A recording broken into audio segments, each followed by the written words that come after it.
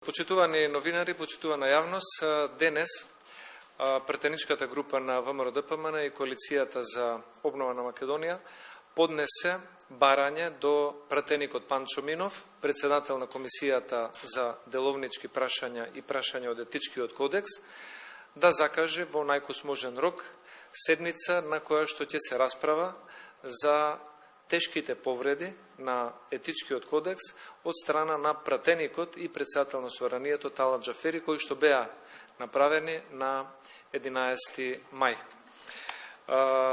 Ние сите бевме сведоци, целата јавност ги виде тие тешки повреди, ги слушна, бидејќи тоа беше пренесувано во живо на радиодифузниот сервис на МРТВ, и сите ги имаме и тие снимки, и затоа во прилог доставивме и снимка до господинот Панчо Минов, за да има материјали врз основа на кои што ќе може да работи кога ќе свика оваа седница. И тоа што сакам да го истакнам е дека најмалку 4 пратеници од нашата пратеничка група биле сведоци, за жал, на овој немил настан, биле внатре во самата просторија, каде што на еден вулгарен и недоличен начин председателот Џафери ги понижувал и им вршил притисок на вработени во службата во Собранието, и истите тие пратеници ќе бидат расположени да посведочат кога ќе закаже господинот Минов ваква комисија за ова тешко прекршување на тешка повреда на етичкиот кодекс.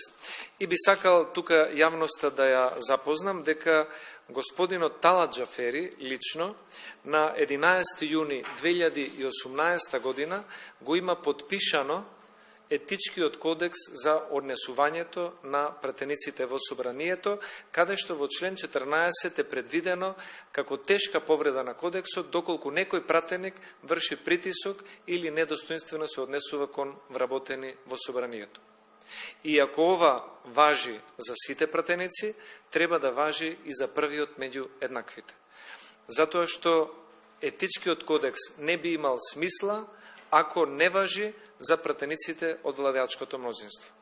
И апелирам до пратеничките, особено до пратеничките од понежниот пол, од владеачката коалиција, да се придружат на оваа иницијатива, да се расправа на седницата за прекршување на етичкиот кодекс и да се донесе одредена санкција, затоа што навредите, омаловажувањата и вулгарностите беа родово базирани на стереотипите кои што очигледно се уште во својот софтвер ги има Талат Џафери, иако е председател на Собранието. И сметаме дека е тоа недозволено.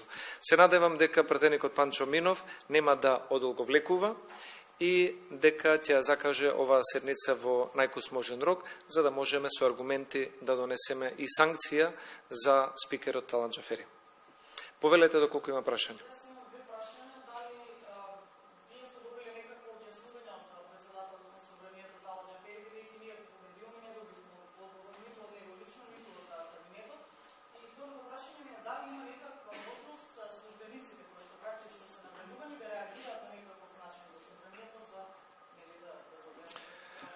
Прво на второто прашање, постои во врска со кодексот, исто така постои и правилник на кој што, според кој што се утврдуваат лесни или тешки повреди на етичкиот кодекс од страна на пратеник, каде што е наведено дека секој пратеник може да поднесе пријава.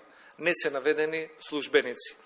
Но службениците, според мене, имаат право да поднесат пријава за мобинг кај генералниот секретар на Собранието и имаат право да го направат тоа и кај председателот на Собранието како извршител на ова тормозење и вулгарно однесување, но да ве подсетам за неказнивоста. Се сеќавате не една службеничка вработена во полицијата, која што беше удрена во чаир при обид да спречи незаконско паркирање, за после 2 дена извршен притисок, истата пред министерот за внатрешни работи да каже дека самата се удрила во пајакот кој што дошол да го дигне возилото.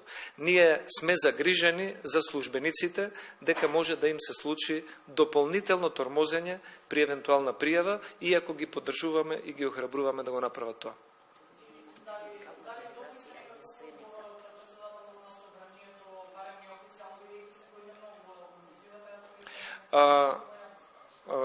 спикерот Џафери одлучи да молчи, веројатно знаејќи што направил, и второ, според нас, тактиката негова е ова да се забошоти и со тек на време да се заборави.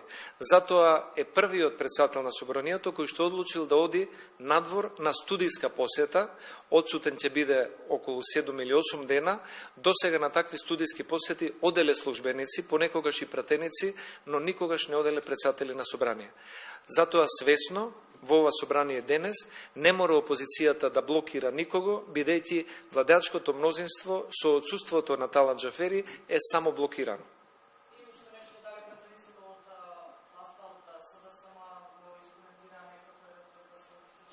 Во кулуарите, кога разговараме неофицијално, добар дел на пратеници од СДСМ го осудуваат она што Талат Џафери го направи како недолична и вулгарна постапка. Дали и официјално ќе се осмела да го направат тоа, ние би биле пријатно изненадени и би аплаудирале на еден таков чин, доколку имаат принципи за да има казнивост за прекршителите на етичкиот кодекс.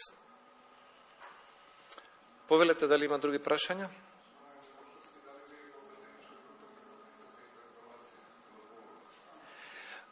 Сакаме прво да одиме со овој чекор, не го исклучуваме и тој чекор, затоа што сметаме дека сега е битно да се утврди ова тешко прекршување на етичкиот кодекс, а потоа тоа да ни послужи, меѓу другите аргументи, ги има премногу, за уште една интерпелација против спикерот Талат Џафери, иако предходната интерпелација тој ја скрива своите фиоки и никогаш не дојде на дневен ред, што е преседан во сите земји во регионот и во Европската унија.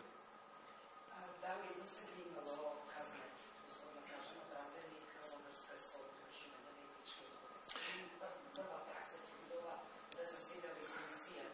Етичкиот кодекс е усвоен, како што кажав, јуни 2018 година, има дополнување во 2019 година со одредени амандмани, но до сега не се сеќавам дека имало седница на која што се разговарало за дисциплинска или казнена мерка за лесна или тешка повреда на етичкиот кодекс, и Талат како иноватор на филибастерингот во Македонското собрание веројатно ќе биде и првиот кој што ќе се најде на ваква седница каде што треба да ја добие заслужената казна според член 15 од етичкиот кодекс. Предвидени се казни јавна опомена, предвидена е казна суспензија од работно тело и предвидена е казна 1 месец забрана за председавање со работно тело. Се надеваме дека сите 3 казни ќе може да ги носи како сторител на една ваква тешка повреда.